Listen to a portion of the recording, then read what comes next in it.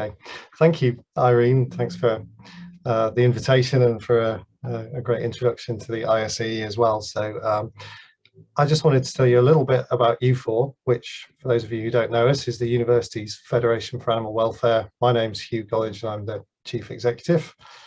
UFAW was founded way back in 1926 as the University of London's Animal Welfare Society, and it later just became the university's Federation for Animal Welfare when it expanded way outside London. It was founded by the guy in this picture called Charles Hume, who allegedly was the first person to use the phrase animal welfare, and certainly was one of the first people who wanted to make animal welfare a scientific discipline, and that's really where we come from. Despite the name, we're not funded by or affiliated to any specific universities anymore. We're now a charity, and we're supported both by people who are our members and supporters and people who donate money to fund our work. What do we do? Well, in a lot of ways, we're very similar to the ISAE, but I suppose the big difference is that we're interested in absolutely any aspect of the welfare of animals where it's impacted by humankind. So although we're deeply interested in ethology and behaviour, we're also interested in any other approach to the welfare of animals. And we try and promote a scientific approach to understanding and improving welfare. Typically, we tend to think in quite a utilitarian way, which means that with our limited funds, we try and do things that offer the biggest benefit to the largest number of animals. So that does give us a big interest in the welfare of farmed livestock, obviously, just because of the numbers of animals involved, but we're also interested in animals in research and companion animals and so on. Like ISAE, we're an international society these days. We're based in the UK, but that's just really an artifact of history. We have almost 1,000 members worldwide who are like ISAEs. Many of them work in as researchers or students in animal welfare and related disciplines, but we also have members of the public who are simply interested in animal welfare science as members.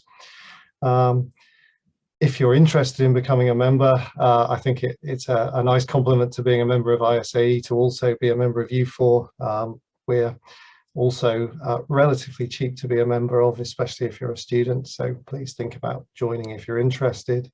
We also have a network of what we call link institutions around the world, which is mainly universities or higher education establishments where someone at that university will represent UFAW and animal welfare science more generally, and in return for sort of promoting animal welfare science, we provide a small amount of funds for local activities like running small meetings and so on. We'd be really keen to grow it, especially in your region. So if you're somewhere that doesn't have a link with UFAW, which you can check on the website, we'd be delighted to speak to you about signing you up. Also, like I say, we run scientific meetings. We have an annual meeting, which is a general meeting on recent advances in animal welfare science. This year, like everyone else, we ran it online. Our online ones are always free, so we had about 1,300 people attend that one, which we were really pleased with.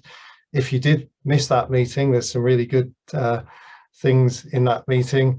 And you can watch it online. If you go to our website, we record them all and make them available online. So there's several of our meetings you can now watch from our website or our YouTube channel.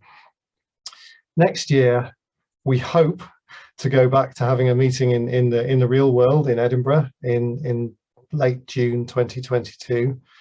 So if you're desperate to go back to a real conference, we hope to announce that meeting and the call for abstracts very soon, with a commitment to do it in Edinburgh. We're just finalising the details.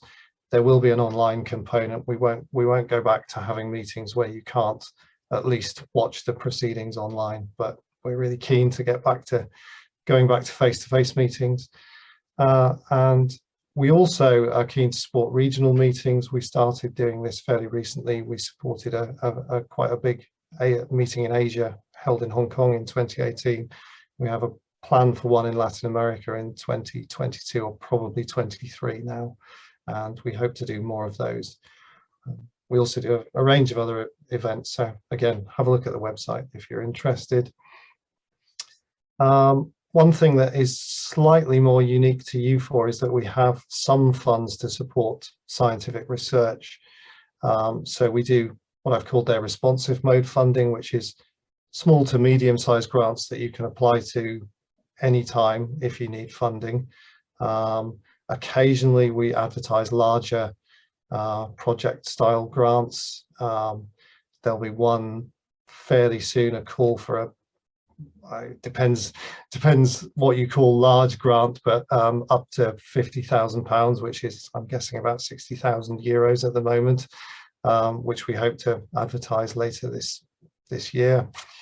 And another really popular one of our schemes is vacation scholarships. So this provides a small amount of funding for undergraduates or master's students to do their first small piece of research, usually over the summer, which is a really great way of getting into doing welfare research. And alongside that, we've just launched a mentoring scheme to support some of the students who want to apply for that kind of scheme, just to get some support from more experienced, usually postdocs, who can help them design a good experiment and so on. All of that, there's more information on the website. And I think finally what we do is we publish information about animal welfare. So we have a book series. Hopefully you know some of the books in this series that we publish. David Fraser's book is probably the most well known on animal welfare, but also the UFAW Farm Animal Handbook from John Webster and so on. And we publish our journal, Animal Welfare, which is entirely published in-house by us. Has quite a good impact factor if you're worried about things like impact factors at the moment. And we're always really keen to receive submissions for animal welfare. So I think that's about it for me telling you about UFAW. There's my email address on there. I'm delighted to receive inquiries if anyone has any questions, but also more than happy if anyone has any particular burning questions about UFAW to answer them today. But if not, I just wish you a really fascinating couple of days at your meeting, and I hope you'll come and have a look at what UFAW does. Thank you very much.